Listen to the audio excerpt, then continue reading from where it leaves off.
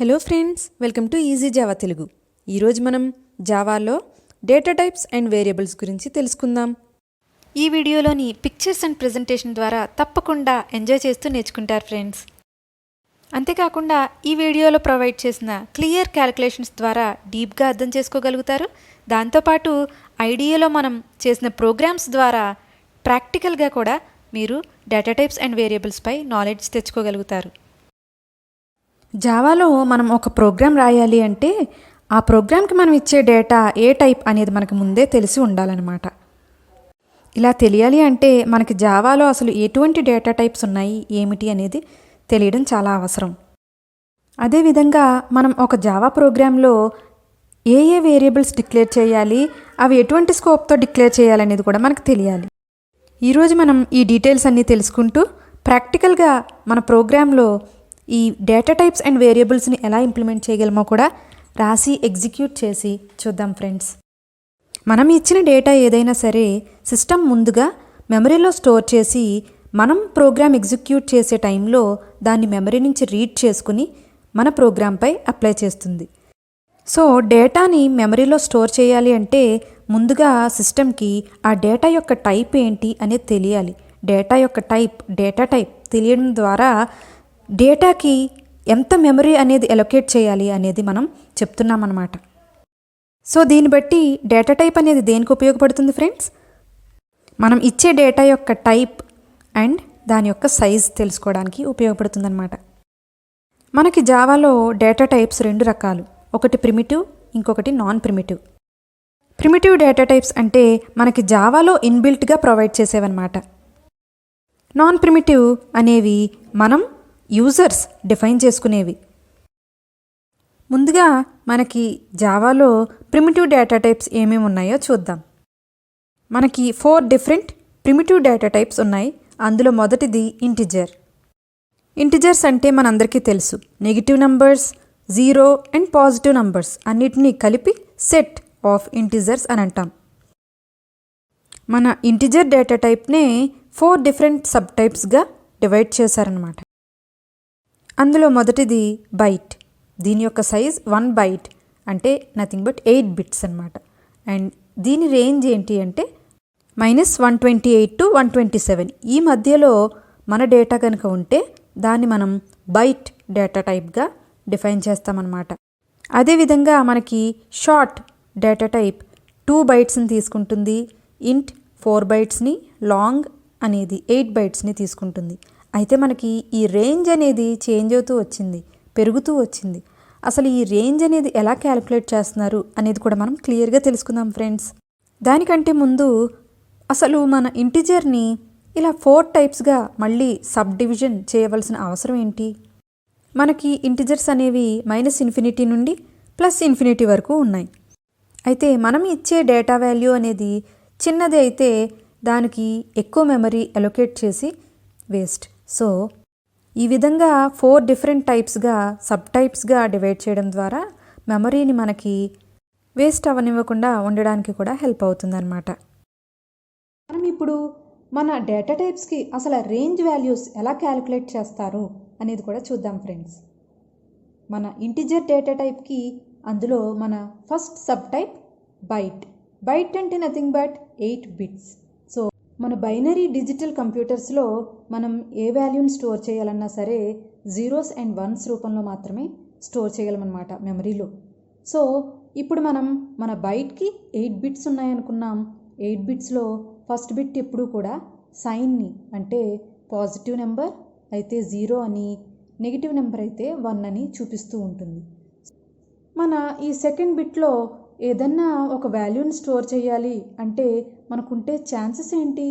Either 0 or 1, ఈ రెండిట్లో ఏదో ఒక నెంబర్ని మాత్రమే మనం ఈ మెమరీ లొకేషన్లో పెట్టగలం. అలాగే థర్డ్ బిట్లో కూడా 0 లేదా 1 మాత్రమే పెట్టగలం. ఫోర్త్ బిట్లోనూ 0 or 1 మాత్రమే స్టోర్ చేయగలం.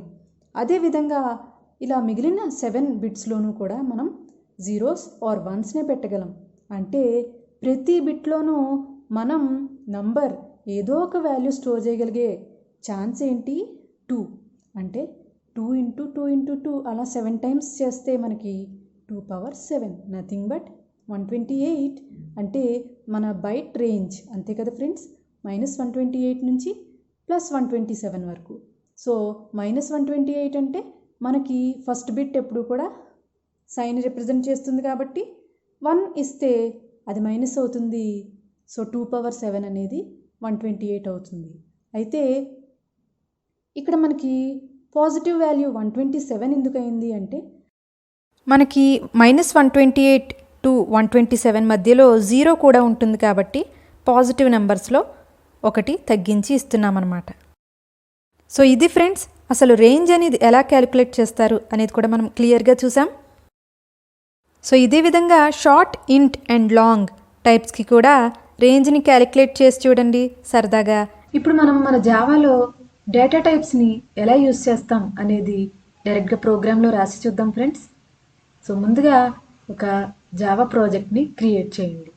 క్రియేట్ ఏ జావా ప్రాజెక్ట్ అని ఉంది చూసారా లెఫ్ట్ సైడ్ టాస్క్ బార్లో. సో అది క్లిక్ చేసి చేసినా పర్వాలేదు, లేదా ఫైల్లోకి వెళ్ళి న్యూ జావా ప్రాజెక్ట్ క్లిక్ చేసి ఇక్కడ మన ప్రాజెక్ట్ యొక్క నేమ్ ఇవ్వండి. ప్రాజెక్ట్ డేటా టైప్స్ అని పెడదాం. అయితే మన ప్రాజెక్ట్ నేమ్ మన ప్యాకేజ్కి నేమ్ అవుతుందన్నమాట.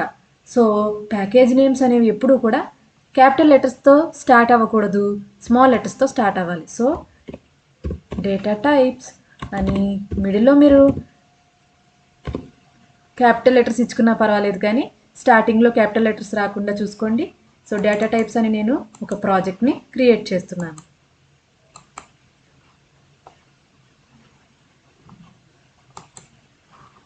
ఇప్పుడు మనం ఇలా క్రియేట్ చేసుకున్న మన డేటా టైప్స్ అనే ప్రాజెక్ట్లో మనం ఒక జావా క్లాస్ని క్రియేట్ చేసుకుందాం. రైట్ క్లిక్, సోర్స్పై మనం ఇలా ఉన్న డేటా టైప్స్ని ఓపెన్ చేసి సోర్స్పై రైట్ క్లిక్ చేసి న్యూ క్లాస్ ఇవ్వండి. ఇప్పుడు టెస్ట్ ఇంటిజర్, ముందుగా మనం ఇంటిజర్ డేటా టైప్స్ని టెస్ట్ చేసి చూద్దాం. సో టెస్ట్ ఇంటిజర్ అనే క్లాస్ని క్రియేట్ చేస్తున్నాను. డైరెక్ట్గా ఇంటిజర్ అని కూడా ఇవ్వచ్చు కదా అని అనుకోవచ్చు, కానీ ఇంటిజర్ అనేది ఆల్రెడీ మన జావా కీవర్డ్స్లో ఒకటి కాబట్టి మన జావా కీవర్డ్స్లో యూజ్ చేసిన ఏ కీవర్డ్ని కూడా మనం క్లాస్ నేమ్స్గా యూజ్ చేయకూడదు, ఎందుకంటే అవి ఆల్రెడీ ప్రీడిఫైన్డ్ క్లాసెస్ కాబట్టి. ఓకే ఫ్రెండ్స్, సో ఇప్పుడు మనకి మన టెస్ట్ ఇంటిజర్ అనే క్లాస్ క్రియేట్ అయింది. ఇప్పుడు ఇందులో మనం మన పబ్లిక్ స్టాటిక్ వాయిడ్ మెయిన్ మెథడ్ని డిక్లేర్ చేద్దాం.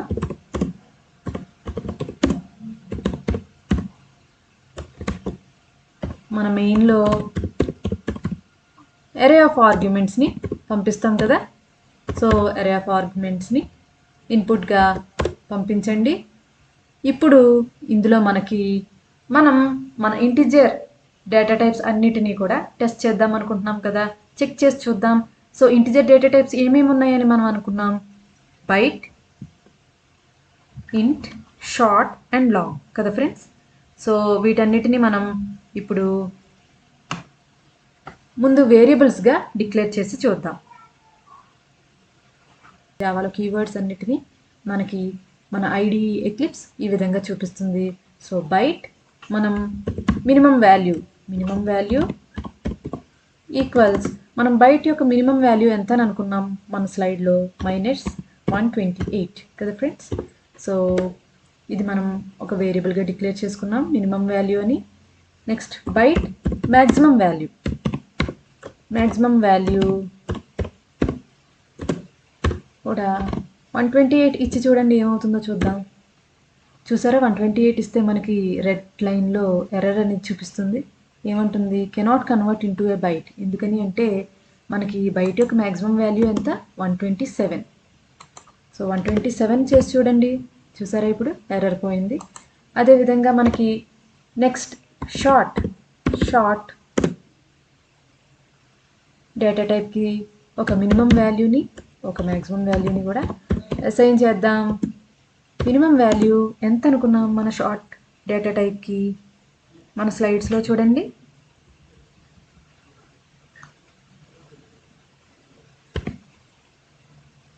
$32,768. ఇది నెగిటివ్ ఇంటిజర్ కదా, మినిమం వాల్యూ కాబట్టి. సో అసైన్ చేయండి. అయితే ఇక్కడ చూసారా, మనం షార్ట్ మినిమం వాల్యూ అని ఇచ్చాం, కానీ డూప్లికేట్ లోకల్ వేరియబుల్ అని మినిమం వాల్యూ అనేసి మనకి ఎర్రర్ చూపిస్తుంది. ఆల్రెడీ మనం మినిమం వాల్యూ అనే సేమ్ నేమ్ని బైట్ డేటా టైప్కి యూజ్ చేసాం కాబట్టి షార్ట్ ఇంటిజర్కి కూడా మనం సేమ్ నేమ్ని యూజ్ చేయడం వల్ల ఎర్రర్ చూపిస్తుంది. సో ఇక్కడ మనం ఏం చేద్దామంటే డిఫరెన్షియేట్ చేస్తూ ఉండాలి. So byte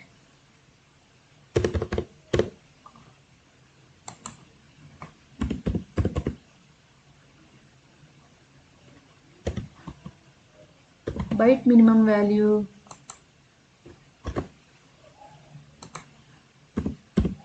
byte maximum value అని డిక్లేర్ చేద్దాం. అలాగే ఇప్పుడు మనం short minimum value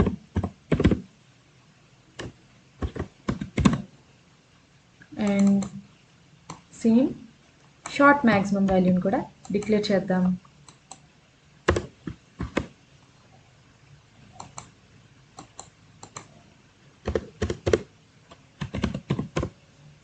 so short maximum value ఎంత ఫ్రెండ్స్, మనకి 3276.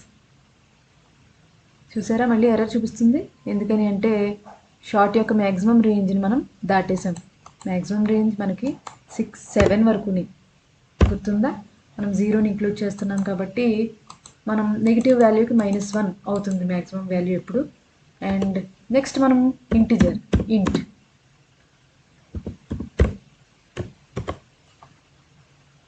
మినిమం వాల్యూ మీరు ఈజీగా కాపీ పేస్ట్ కూడా చేసుకోవచ్చు. మన ఇంటిజర్ యొక్క మినిమం వాల్యూ ఎంత ఫ్రెండ్స్,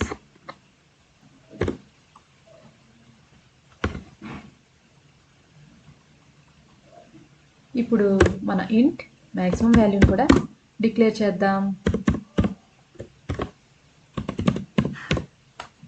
మ్యాక్సిమం వాల్యూ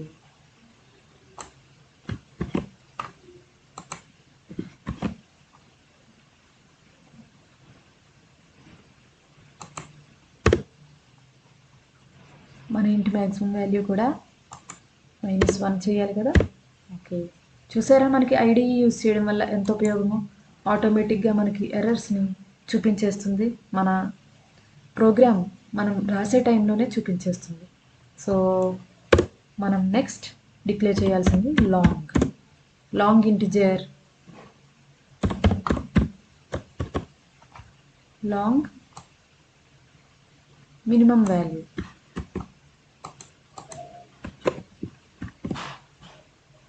మనం ఇక్కడ లాంగ్ యొక్క నెగిటివ్ వాల్యూ కరెక్ట్గా ఇచ్చినా సరే ఎర్రర్ చూపిస్తుంది. ఏంటి చూడండి, ఈజ్ అవుట్ ఆఫ్ రేంజ్ అని ఎందుకంటుంది అంటే మనం లాంగ్ ఇంటిజర్స్ని డిక్లేర్ చేసినప్పుడు ఎప్పుడు కూడా లాస్ట్లో ఎల్ అని పెట్టాలి ఫ్రెండ్స్. చూసారా ఇక్కడ ఎర్రర్ పోయింది. ఇది బాగా గుర్తుంచుకోండి, మనం లాంగ్ ఇంటిజర్స్ డిక్లేర్ చేసినప్పుడు లాస్ట్లో ఎల్ అని పెట్టడం వల్ల దానికి ఎండింగ్ అనేది క్యాప్చర్ అవుతుంది. So total number of integers and number of bytes అనేది కరెక్ట్గా క్యాలిక్యులేట్ చేసుకోగలుగుతుంది అనమాట. ఇప్పుడు మనం మన లాంగ్ మినిమం వాల్యూ డిక్లేర్ చేసాం కదా, అలాగే మ్యాక్సిమం వాల్యూ కూడా డిక్లేర్ చేసి చూద్దాం.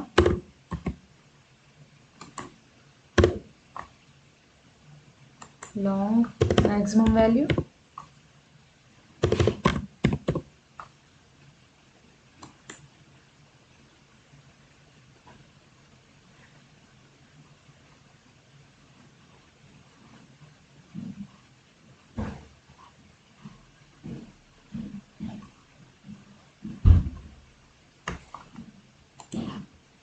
ఇప్పుడు మనం మన లాంగ్ మ్యాక్సిమం వాల్యూని కూడా డిక్లేర్ చేద్దాం. అయితే చూడండి, ఇక్కడ మనకి లాంగ్ మ్యాక్సిమం వాల్యూ ఎర్రర్ ఇస్తుంది. ఎందుకని అంటే మనం -1 చేయాలి కదా. ఇప్పుడు మనకి ఎర్రర్స్ అన్నీ పోయినాయి ఫ్రెండ్స్. సో ఇప్పుడు మనం ఏం చేద్దాం, మనం యూజ్ చేసిన ఈ వేరియబుల్స్ని, మనం అసైన్ చేసిన ఈ వాల్యూస్ అన్నిటిని డిస్ప్లే చేసి చూద్దాం. ఓకే ఫ్రెండ్స్, దానికి మనం ముందుగా system.out.println అని రాసుకోవాలి. చూసారా, system.out ప్రింట్ స్ట్రీమ్, ఇది అవుట్పుట్ స్ట్రీమ్ అనమాట. మనం ఏది అవుట్పుట్గా డిస్ప్లే చేయాలనుకున్నా సరే మనం ఈ ఇన్పుట్ అండ్ అవుట్పుట్ ఫైల్స్ని క్లాసెస్ని యూజ్ చేయాలన్నమాట. ఇందులో మనం ముందుగా మన byte minimum value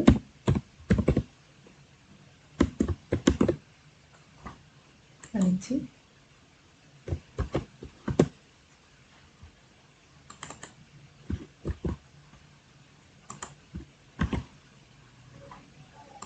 plus use చేస్తాం. ఎందుకని అంటే ప్లస్ అనేది జావాలో మనకి కంకాటినేషన్ ఆపరేటర్గా యూజ్ అవుతుంది అనమాట.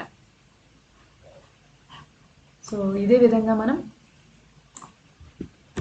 మ్యాక్సిమం వాల్యూని కూడా ప్రింట్ చేసుకుందాం.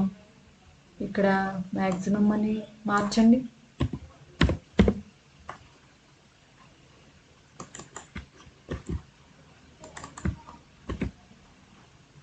సో ఇప్పుడు ఈ రెండింటిని కాపీ పేస్ట్ చేసుకుంటూ వెళ్ళండి.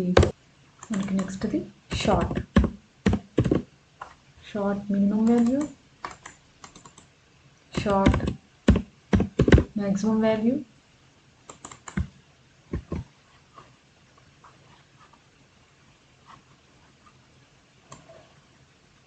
ఇప్పుడు మనం ఇదే విధంగా ఇంటిజర్ కూడా రాసుకుందాం.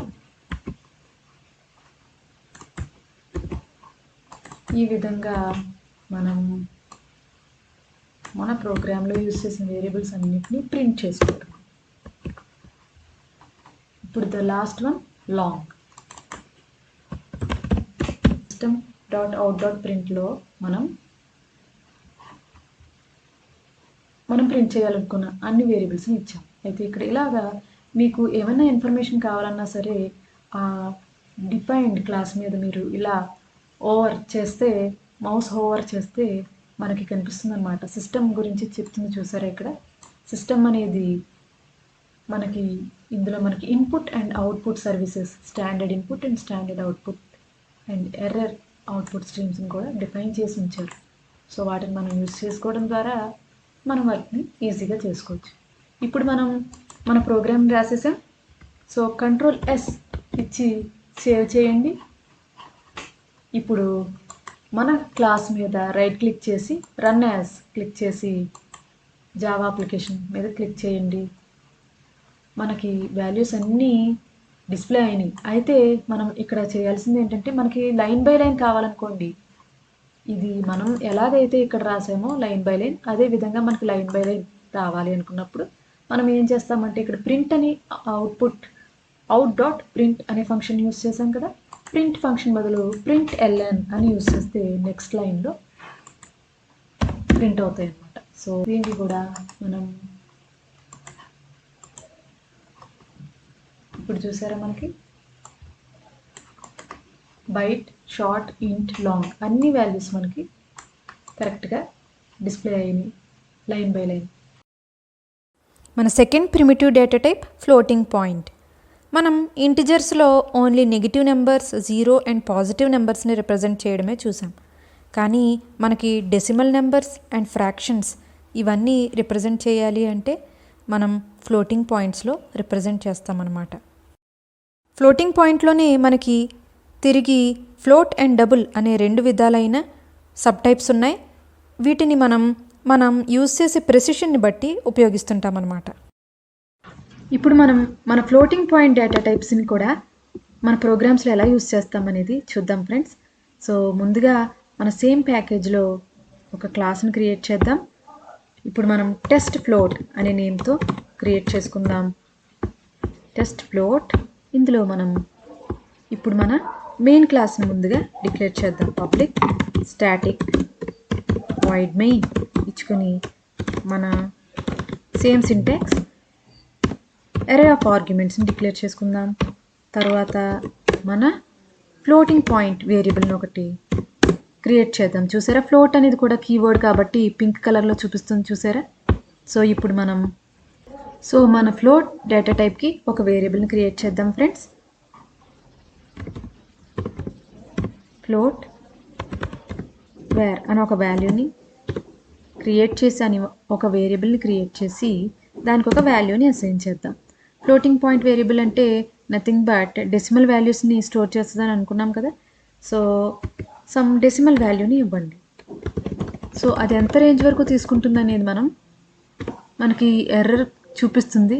చూసారా, ఇక్కడ ఎర్రర్ రెడ్ లైన్లో చూపిస్తుంది.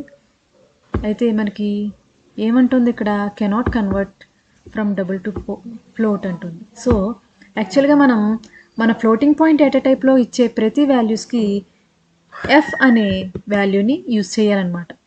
ఏ విధంగా అయితే మనం లాంగ్ వేరియబుల్స్కి ఎల్ అని యూజ్ చేసామో ఫ్లోటింగ్ పాయింట్ వాల్యూస్కి కూడా ఎఫ్ అనేది యూజ్ చేయాలి. ఇప్పుడు మనం ఫ్లోటింగ్ పాయింట్ వేరియబుల్ని క్రియేట్ చేసాం. అదేవిధంగా డబుల్ వేరియబుల్ని కూడా క్రియేట్ చేద్దాం ఫ్రెండ్స్. డబుల్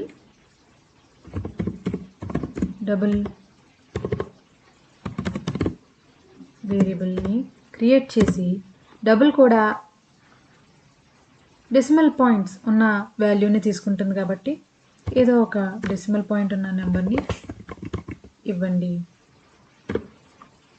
సో ఇక్కడ చూసారా, మనకి ఫ్లోటింగ్ పాయింట్కి అయితే ఎఫ్ లాస్ట్లో పెడితేనే కానీ యాక్సెప్ట్ చేయలేదు, ఎర్రర్ చూపించింది. కానీ డబుల్కి మాత్రం మనం ఎఫ్ ఇవ్వకపోయినా సరే తీసుకుందనమాట.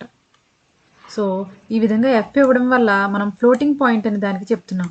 లేకపోతే ప్రతి నెంబర్ని కూడా అది డబుల్గా కన్సిడర్ చేసేసుకుంటుంది అనమాట. ఇప్పుడు మనం ఈ వాల్యూస్ని ప్రింట్ చేసి చూద్దాం ఫ్రెండ్స్. సో ఇది ఫ్రెండ్స్, ఇప్పుడు మనం సేవ్ చేద్దాం. సేవ్ చేసి మన ఫైల్ని రన్ చేద్దాం. Run as Java application. So చూడండి ఫ్రెండ్స్, ఫ్లోట్ వాల్యూ ఎన్ని వాల్యూస్ వరకు తీసుకుంది. డెసిమల్ తర్వాత 1 2 2 3 2 3 5 అనేది మొత్తం 7 డిజిట్స్ తీసుకుంది కదా. డెసిమల్ పాయింట్ తర్వాత 7 డిజిట్స్ని యాక్సెప్ట్ చేసింది. కానీ మనం ఇక్కడ ఎన్ని డిజిట్స్ ఇచ్చాం, మోర్ దాన్ 7 ఇచ్చాం. ఎన్ని డిజిట్స్ ఇచ్చినా సరే ఫ్లోటింగ్ పాయింట్ అనేది 7 డిజిట్స్ని యాక్సెప్ట్ చేస్తుంది అనమాట. కానీ డబుల్ మాత్రం చూడండి, మనం ఇచ్చిన దాన్ని మొత్తం యాక్సెప్ట్ చేసింది. సో ఇదే ఫ్లోటింగ్ పాయింట్కి డబుల్కి ఉన్న డిఫరెన్స్. మన third primitive data type character. Character అనే డేటా టైప్ మనకి సింగిల్ క్యారెక్టర్స్ని, నథింగ్ బట్ కాన్స్టెంట్స్ని స్టోర్ చేయడానికి ఉపయోగపడుతుంది. మన ఈ క్యారెక్టర్ డేటా టైప్ అనేది మన హ్యూమన్ లాంగ్వేజెస్లో ఏ హ్యూమన్ లాంగ్వేజ్లోని క్యారెక్టర్నైనా సరే స్టోర్ చేయడానికి ఉపయోగపడుతుందన్నమాట జావాలో. మన fourth and last primitive data type Boolean. Boolean అనేది ట్రూ ఆర్ ఫాల్స్ అనే వాల్యూస్ని ఈ రెండిట్లో ఏదో ఒకటి మాత్రమే స్టోర్ చేయడానికి మనకి ఉపయోగపడుతుందన్నమాట ఈ data type.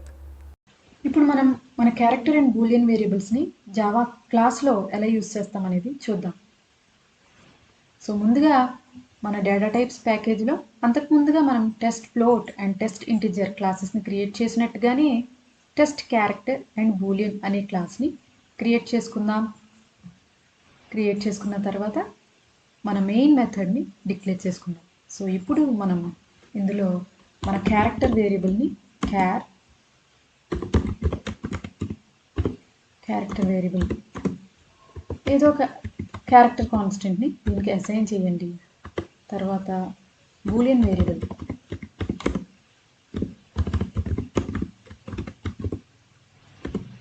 Boolean value true or false ఈ రెండిట్లో ఏదో ఒకటి మాత్రమే తీసుకుంటుంది. సో ట్రూ అని అసైన్ చేసాం. సో మనకి క్యార్ అండ్ బూలియన్ అనేవి కీవర్డ్స్ జావాలో, అలాగే ట్రూ అనేది కూడా కీవర్డ్ అనమాట. సో ఇవన్నీ పింక్ కలర్లో చూపిస్తుంది, చూసారు కదా. ఇప్పుడు మనం మన క్యారెక్టర్ అండ్ బూలియన్ వేరియబుల్స్ని ప్రింట్ చేసుకుని చూద్దాం ఫ్రెండ్స్.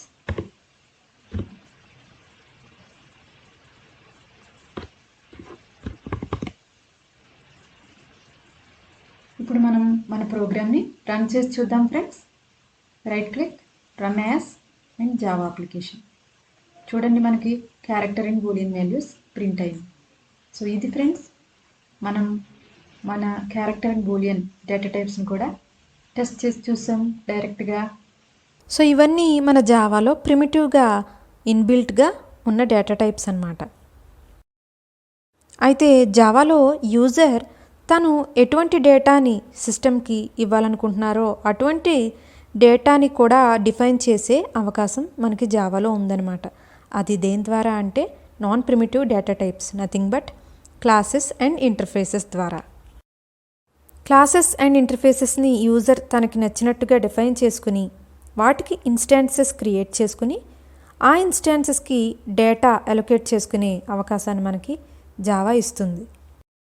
ఇప్పుడు మనం మన జావాలో వేరియబుల్ అంటే ఏంటో కూడా చూసేద్దాం. వేరియబుల్ అనేది జనరల్గా మనం ఒక మెమరీ లొకేషన్కి ఇచ్చే నేమ్ అన్నమాట. మనం మన సిస్టమ్కి ఇచ్చిన డేటా ఏదైనా సరే ముందుగా మన సిస్టమ్ మెమరీలో స్టోర్ చేసుకుని మనం ప్రోగ్రామ్ ఎగ్జిక్యూట్ చేసే టైంలో ఆ మెమరీ లొకేషన్ నుంచి రీడ్ చేసుకుని మన ప్రోగ్రాంపై అప్లై చేస్తుందన్నమాట. సో ఈ విధంగా మెమరీలో స్టోర్ చేసుకున్న వాల్యూస్ని ఏ టైంలో ఏ వాల్యూని యూజ్ చేయాలి అనేది సిస్టమ్కి తెలుస్తుంది మెమరీ అడ్రస్ ద్వారా. అయితే మనం యూజర్స్ కన్ఫ్యూజ్ అవ్వకుండా ఉండడానికి మనకి కావాల్సిన నేమ్ని మనం పెట్టుకుంటుంటామన్నమాట. ఈ విధంగా ఒక మెమరీ లొకేషన్కి మనం పెట్టుకునే పేరునే వేరియబుల్ అని అంటాం.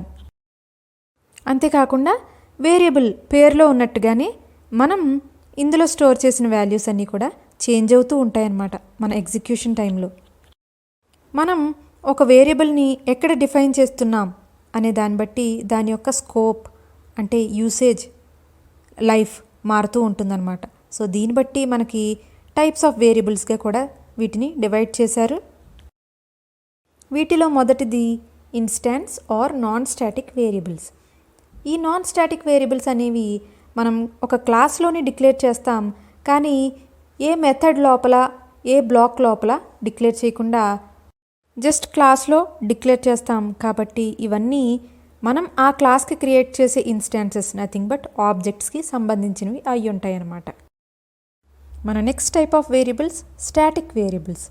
వీటినే మనం క్లాస్ వేరియబుల్స్ అని కూడా అంటాం. ఒక స్టాటిక్ వేరియబుల్ని మనం యాక్సెస్ చేయాలంటే ఆ క్లాస్కి మనం ఆబ్జెక్ట్ క్రియేట్ చేయవలసిన అవసరం ఉండదు. అదేవిధంగా మనం ఆ క్లాస్కి ఎన్ని ఆబ్జెక్ట్స్ క్రియేట్ చేసినా సరే ప్రతి ఆబ్జెక్ట్కి మెమరీ అనేది విడిగా క్రియేట్ అవుతూ ఉంటుంది, కానీ మన స్టాటిక్ వేరియబుల్కి మాత్రం ఫస్ట్ టైం క్రియేట్ అయిన మెమరీనే ఉంటుంది. ఆ మెమరీలో ఉన్న వాల్యూనే ప్రతి ఆబ్జెక్ట్ షేర్ చేసుకుంటుందన్నమాట. అంతే తప్ప ఆబ్జెక్ట్ క్రియేట్ అయిన ప్రతిసారి ఈ స్టాటిక్ వేరియబుల్కి కొత్త మెమరీ అనేది ఎలొకేట్ అవ్వదు. ఇప్పుడు మనం అసలు స్టాటిక్ వేరియబుల్ వల్ల మనకి ఉపయోగం ఏమిటి అనేది క్లియర్గా చిన్న ఎగ్జాంపుల్ ద్వారా తెలుసుకుందాం ఫ్రెండ్స్. ఫర్ ఎగ్జాంపుల్, మన స్కూల్లో ఉన్న స్టూడెంట్స్ అందరికీ ఐడి కార్డ్స్ ప్రింట్ చేయాలి అని అనుకోండి. ఆ ఐడి కార్డ్లో స్కూల్ నేమ్ ఉండాలి, స్టూడెంట్ నేమ్ ఉండాలి. సో ఇక్కడ ఒకటి గమనించండి ఫ్రెండ్స్, స్కూల్ నేమ్ అన్నాం. సో మన స్కూల్లో ఉన్న స్టూడెంట్స్ అందరికీ స్కూల్ నేమ్ సేమ్ ఉంటుంది కదా, జస్ట్ చేంజ్ అయ్యేది మాత్రం స్టూడెంట్ నేమ్ ఒకటే. మనం ఇక్కడ చూస్తున్నట్టుగా స్టూడెంట్ ఐడి డీటెయిల్స్ అనే ఒక క్లాస్ని క్రియేట్ చేసాం. అందులో school name and student name అనేవి 2 వేరియబుల్స్గా రాసుకున్నాం. అయితే స్కూల్ నేమ్ అనేది స్టాటిక్ వేరియబుల్గా డిక్లేర్ చేసాం. చూసారా ఫ్రెండ్స్, స్టాటిక్ వేరియబుల్గా డిక్లేర్ చేసి మనం స్కూల్ నేమ్ని కూడా XYZ అనే నేమ్ని మనం అక్కడే అసైన్ చేసాం. సో ఇలా చేయడం వల్ల ఉపయోగం ఏంటి అంటే, మనం ఎంతమంది స్టూడెంట్స్కి ఐడీస్ క్రియేట్ చేసినా సరే స్కూల్ నేమ్ అనేది కామన్గా ఉంటుంది కాబట్టి దాని వాల్యూని, అంతేకాకుండా ఆ వేరియబుల్ని కూడా మనం స్టాటిక్గా డిక్లేర్ చేసామన్నమాట. ఇప్పుడు మనం మన స్టూడెంట్ ఐడి డీటెయిల్స్ క్లాస్కి 2 ఆబ్జెక్ట్స్ క్రియేట్ చేసి చూద్దాం. అందులో ఫస్ట్ది student1 ఐడి, సెకండ్ది student2 ఐడి. ఎప్పుడైతే మనం ఇలా 2 ఆబ్జెక్ట్స్ని న్యూ ఆపరేటర్తో క్రియేట్ చేసామో ఆ 2 ఆబ్జెక్ట్స్కి కూడా మెమరీస్ అనేవి ఎలొకేట్ అవుతాయి సపరేట్గా. ప్రతి ఆబ్జెక్ట్కి మెమరీ ఎలొకేట్ అయ్యి ఆ ఆబ్జెక్ట్లో ఉన్న వేరియబుల్స్కి మెథడ్స్కి కూడా మెమరీ అనేది ఎలొకేట్ అవుతుంది. సో మనకి మన స్టూడెంట్ ఐడి డీటెయిల్స్ క్లాస్లో స్టూడెంట్ నేమ్ అనే వేరియబుల్ ఉంది కదా ఫ్రెండ్స్. సో ఆ వేరియబుల్కి మెమరీ అనేది క్రియేట్ అయింది, చూసారా. మనం యాక్చువల్గా మన క్లాస్లో student name and school name అని 2 వేరియబుల్స్ని ఉపయోగించాం. గుర్తుందా ఫ్రెండ్స్? అయితే స్కూల్ నేమ్ని మనం స్టాటిక్గా డిక్లేర్ చేసాం. స్టూడెంట్ నేమ్ మాత్రం ఏ ఆబ్జెక్ట్కి ఆ ఆబ్జెక్ట్కి ప్రైవేట్గా ఉంటుందన్నమాట. ఎందుకంటే ప్రతి స్టూడెంట్కి నేమ్ చేంజ్ అవుతుంది కాబట్టి. కానీ స్కూల్ నేమ్ మాత్రం ప్రతి స్టూడెంట్కి సేమ్ కదా. సో ఇక్కడ చూసారా, స్టాటిక్ అని మనం ఎప్పుడైతే డిక్లేర్ చేసామో ఆ స్టాటిక్ వేరియబుల్ కంటూ ఒక మెమరీ అలొకేట్ అయ్యి ఆ మెమరీలో మనం ఇచ్చిన స్కూల్ నేమ్ అనే వాల్యూ అనేది స్టోర్ అవుతుంది. ఆ వాల్యూని మన student 1 ID object, student 2 ID object share చేసుకుంటాయి అన్నమాట. ఈ 2 ఆబ్జెక్ట్సే కాదు, మనం ఎన్ని ఆబ్జెక్ట్స్ క్రియేట్ చేసినా సరే అన్ని ఆబ్జెక్ట్స్ కూడా ఈ ఒక్క లొకేషన్లో ఉన్న స్కూల్ నేమ్ని షేర్ చేసుకుంటాయి. ఈ విధంగా మనం స్కూల్ నేమ్ని స్టాటిక్ అని ఇవ్వకపోయి ఉంటే స్కూల్ నేమ్ కూడా స్టూడెంట్ నేమ్ లానే ప్రతి స్టూడెంట్కి, స్టూడెంట్ 1 ఐడికి, స్టూడెంట్ 2 ఐడికి విడివిడిగా ఆ ఆబ్జెక్ట్స్లో సపరేట్గా మెమరీ అనేది అలొకేట్ అయ్యి ఉండేది. సో దీనివల్ల మనకి నష్టం ఏమిటి అంటే, మనం ఒకే వాల్యూని అందరికీ యూజ్ చేస్తున్నప్పుడు దానికి సెపరేట్ మెమరీస్ క్రియేట్ చేయడం అనేది time waste, memory waste. So ఈ వేస్టేజ్ని తగ్గించడానికి మనం స్టాటిక్ వేరియబుల్ని యూజ్ చేస్తున్నాం అన్నమాట. ఇప్పుడు మనం మన last type of variables local variables గురించి చూద్దాం ఫ్రెండ్స్. లోకల్ వేరియబుల్స్ అనేవి మెథడ్స్ లోపల డిక్లేర్ చేస్తామన్నమాట. సో ఈ విధంగా మెథడ్ లోపల డిక్లేర్ చేయడం వల్ల విత్ ఇన్ ద మెథడ్ మాత్రమే దానికి యాక్సెసిబిలిటీ ఉంటుంది, దాని లైఫ్ టైం ఉంటుంది. ప్రోగ్రాంలో ఎలా రాయాలనేది కూడా చూసేద్దాం ఫ్రెండ్స్. ముందుగా మనం డేటా టైప్స్ అనే ప్యాకేజ్ని క్రియేట్ చేసుకున్నాం కాబట్టి ఇప్పుడు మనం వేరియబుల్స్ అనే సబ్ ప్యాకేజ్ని కూడా క్రియేట్ చేసుకుందాం. న్యూ ప్యాకేజ్ వేరియబుల్స్ అని ఇవ్వండి. సో ఈ వేరియబుల్స్ ప్యాకేజ్లో మనం ఒక క్లాస్ని క్రియేట్ చేద్దాం. Test variables.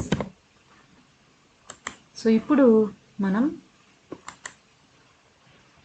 ముందుగా మనకి మొదటి వేరియబుల్ ఏంటి friends? Instance variable. Instance variable అనేది క్లాస్కి సంబంధించింది అండ్ క్లాస్కి మనం ఏమైనా ఆబ్జెక్ట్ క్రియేట్ చేస్తే ప్రతి ఆబ్జెక్ట్కి సంబంధించింది అవుతుంది అని అనుకున్నాం కదా. సో అది మనం క్లాస్లో రాస్తాం కానీ ఏ మెథడ్కి లోపల కానీ ఏ బ్లాక్కి లోపల కానీ రాయము అని కూడా అనుకున్నాం.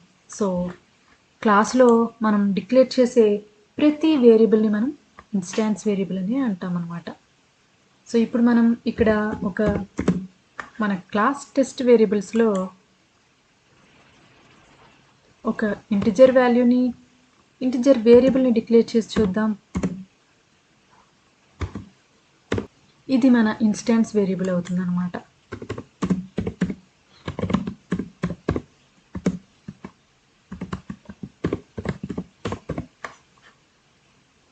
అదేవిధంగా మనం ఇప్పుడు మన స్టాటిక్ వేరియబుల్ అనేది కూడా మనం ఇలా క్లాస్లో డిక్లేర్ చేసేదే. కానీ మనం ఆబ్జెక్ట్ క్రియేట్ చేసినా సరే దానికంటూ స్పెషల్గా మెమరీ అలొకేట్ అవ్వకుండా ఇది క్లాస్కి సంబంధించిన వేరియబుల్ అన్నమాట. సో ఇది స్టాటిక్ వేరియబుల్. ఇప్పుడు మన third type of variable local variable అనేది ఒక మెథడ్కి సంబంధించింది కానీ లేదా ఒక బ్లాక్కి లోపల కానీ మనం రాస్తామన్నమాట. సో ఇప్పుడు మనం ఒక మెథడ్ని డిక్లేర్ చేద్దాం. For example method void add. ఒక వేరియబుల్ని డిక్లేర్ చేద్దాం. ఇంట్ సి అనే వేరియబుల్ని డిక్లేర్ చేసాం. ఇప్పుడు ఈ సి అనే వేరియబుల్కి C equals A plus B అని అసైన్ చేద్దాం. ఇప్పుడు మన ఏ అనేది instance variable, B static variable and C అనేది local variable. Local to add method అన్నమాట. ఇప్పుడు ఈ వేరియబుల్స్ అనేవి ఎలా పనిచేస్తాయి అనేది మనం చూద్దాం. ఇలా టెస్ట్ చేయాలి అంటే మనం ప్రింట్ చేసి చూడాలన్నమాట. ఈ సి అనే వేరియబుల్ ముందుగా మనం లోకల్ వేరియబుల్తో స్టార్ట్ చేద్దాం. లోకల్ వేరియబుల్ని with in the method print చేసి చూడండి. Some value nothing but C అని ఇచ్చి చూద్దాం. సో ఇప్పుడు మన ప్రోగ్రామ్ని సేవ్ చేయండి. సేవ్ చేసి అయితే ఇప్పుడు మన ప్రోగ్రామ్ని రన్ చేస్తే రన్ అవుతుందా? చూద్దాం ఏమవుతుందో. అసలు మనకి జావా అప్లికేషన్ అన్నదే రావట్లేదు, రన్ ఆన్ సర్వర్ అని వస్తుంది. చూసారా ఫ్రెండ్స్? ఎందుకని అంటారు అంటే మనం ఇక్కడ మెయిన్ మెథడ్ని డిక్లేర్ చేయలేదు. గమనించారా? మన ప్రోగ్రాంలో మెయిన్ మెథడ్ ఉంటేనే ఎగ్జిక్యూషన్ అనేది స్టార్ట్ అవుతుంది. మనం ఆల్రెడీ చెప్పుకున్నట్టు జేవిఎం ఎప్పుడు కూడా ఎగ్జిక్యూట్ చేయాలి ఒక ప్రోగ్రామ్ని అంటే ఆ ప్రోగ్రాంలో మెయిన్ మెథడ్ ఉందా లేదా అనేది చూస్తుందన్నమాట. సో మనం మెయిన్ మెథడ్ని డిక్లేర్ చేద్దాం. అయితే ఈ మెయిన్ మెథడ్ మనం ఎప్పుడు క్లాస్ స్టార్టింగ్లోనే రాయాలని లేదు, క్లాస్లో ఎక్కడైనా ఉండొచ్చు. అంతేకాకుండా మనం ఈ క్లాస్లో ఒక టెస్ట్ వేరియబుల్స్ అనే క్లాస్ని క్రియేట్ చేసాం కదా, ఆ క్లాస్లో మనకు కావాల్సిందంతా ఇన్ఫర్మేషన్ పెట్టుకొని మెయిన్ మెథడ్ని వేరే క్లాస్లో కూడా డిక్లేర్ చేసుకోవచ్చు. అయితే అలా రెండు క్లాసులని రాసినప్పుడు మనం ఒకే ఫైల్లో జావా ఫైల్ యొక్క నేమ్ మాత్రం మెయిన్ మెథడ్ ఏ క్లాస్లో అయితే రాస్తామో ఆ క్లాస్ నేమే మనం జావా ఫైల్కి నేమ్గా పెట్టాలన్నమాట. ఎందుకంటే జేవిఎం అనేది మన ఫైల్ నేమ్ని బట్టి అందులో మెయిన్ ఉందా లేదనేది చెక్ చేసుకుంటుంది కాబట్టి ఎగ్జిక్యూషన్ టైంలో. ఓకే ఫ్రెండ్స్, మన టెస్ట్ వేరియబుల్స్ క్లాస్కి ఒక ఆబ్జెక్ట్ క్రియేట్ చేసి చూద్దాం. ఓకే ఫ్రెండ్స్, సో ఆబ్జెక్ట్ ఎలా క్రియేట్ చేస్తాం? Test variables object equals new class name, same ఆ క్లాస్ నేమ్ ఇచ్చి కన్స్ట్రక్టర్. ఇక్కడ మనకి డిఫాల్ట్ కన్స్ట్రక్టర్ని కాల్ చేస్తుంది అనమాట. ఎందుకని మనం ఈ క్లాస్లో కన్స్ట్రక్టర్ ఏం రాయలేదు కాబట్టి డిఫాల్ట్ కన్స్ట్రక్టర్ కాల్ అయ్యి మనకి ఆబ్జెక్ట్ క్రియేట్ అవుతుంది. ఇప్పుడు ఈ విధంగా మనం ఆబ్జెక్ట్ క్రియేట్ చేసిన తర్వాత ఏం చేద్దామంటే మనం మన వేరియబుల్స్ స్కోప్ని, లైఫ్ టైంని చెక్ చేయడానికి మనం మన మెయిన్ మెథడ్లో ప్రతి వేరియబుల్ని కాల్ చేసి చూద్దాం. సో ముందుగా మన సి వాల్యూ అంటే లోకల్ వేరియబుల్ని ప్రింట్ చేసి చూద్దాం. సమ్ వాల్యూ అని ఇవ్వండి. ఇచ్చి సి వాల్యూని ఇచ్చి చూడండి ఏమవుతుందో. ఇక్కడ చూసారా ఎర్రర్ త్రో చేస్తుంది. C cannot be resolve to be a variable. ఎందుకని అంటే create C as a local variable. మనకి కావాలి అంటే సిని మన మెయిన్ మెథడ్లో లోకల్ వేరియబుల్గా క్రియేట్ చేసుకోమని చెప్తుంది. ఎందుకని సి అనేది మెథడ్కి సంబంధించింది, యాడ్ అనే మెథడ్కి సంబంధించింది. సో యాడ్ మెథడ్ని ఉపయోగించినప్పుడే దాని లోపల మాత్రమే సి అనేది ఉపయోగపడుతుంది, బయట ఉపయోగపడదు. సో ఇప్పుడు మనం ఏం చేద్దామంటే ముందుగా యాడ్ మెథడ్ని కాల్ చేద్దాం. యాడ్ మెథడ్ అనేది టెస్ట్ వేరియబుల్స్ క్లాస్కి సంబంధించింది కాబట్టి మనం ఆబ్జెక్ట్ ద్వారా కాల్ చేయాలన్నమాట. ఆబ్జెక్ట్ డాట్ అని ఇవ్వగానే చూసారా మనకి అందులో ఆబ్జెక్ట్లో ఉన్న వేరియబుల్స్ అండ్ మనం ఇచ్చిన మెథడ్ అండ్ ఇవన్నీ డిఫాల్ట్ మెథడ్స్ అన్నమాట. సో మనం ఇచ్చిన మెథడ్ కూడా ఆటోమేటిక్గా చూపిస్తుంది. సో ఇప్పుడు ఈ విధంగా మనం యాడ్ అనే మెథడ్ని కాల్ చేసాం. యాడ్ అనే మెథడ్ని కాల్ చేసాం కాబట్టి యాడ్ అనే మెథడ్లో ఆటోమేటిక్గా మనం సమ్ వాల్యూని ప్రింట్ చేస్తున్నాం. సో ఇక్కడ మనం మళ్ళీ ప్రత్యేకంగా ఇవ్వవసరం లేదు, ఇచ్చినా సరే ఇక్కడ మనకి వర్క్ అవ్వదు, ఎర్రర్ చూపిస్తుంది. సో మనం రన్ చేసి చూద్దాం. ఎర్రర్స్ ఎగ్జిస్ట్ అని చూపిస్తుంది చూసారా. సో మన సి వాల్యూని ఇక్కడ పనిచేయదు అని చెప్తుంది. సో ఇది డిలీట్ చేసి మనం ఇప్పుడు రన్ చేసి చూద్దాం ఏమవుతుందో. Some value 1. సో మనం ఇక్కడ మెథడ్ని కాల్ చేసాం కాబట్టి మెథడ్ కాల్. డైరెక్ట్గా ఆ మెథడ్ ద్వారా ఆ మెథడ్ ఎగ్జిక్యూట్ అయ్యి ఆ మెథడ్లోని లోకల్ వేరియబుల్ అయిన సి వాల్యూ మనకి ప్రింట్ అయిందనమాట. అదేవిధంగా మనం ఇప్పుడు మన స్టాటిక్ వేరియబుల్ని ప్రింట్ చేసి చూద్దాం. స్టాటిక్ వేరియబుల్ అనేది క్లాస్కి సంబంధించింది అండ్ దీనికి ఆబ్జెక్ట్తో సంబంధం లేదు. ఆబ్జెక్ట్ క్రియేట్ చేస్తేనే ఇది కాల్ చేయగలం అన్న కండిషన్ లేదు. మనం డైరెక్ట్గా ఈ స్టాటిక్ వేరియబుల్ని కాల్ చేయొచ్చు అని అనుకున్నాం కదా. సో ఇక్కడ మనం డిస్ప్లే చేసి చూద్దాం. ప్రింట్ స్టాటిక్ వేరియబుల్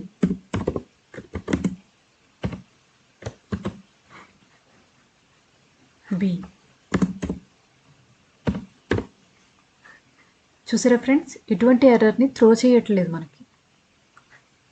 అండ్ మనం ఆబ్జెక్ట్ డాట్ బి అని కానీ ఏ విధమైన ఏమీ యూజ్ చేయలేదు, జస్ట్ బి అని ఇచ్చేయడం ద్వారా కూడా ఇది పనిచేస్తుంది. సో రన్ చేసి చూద్దాం.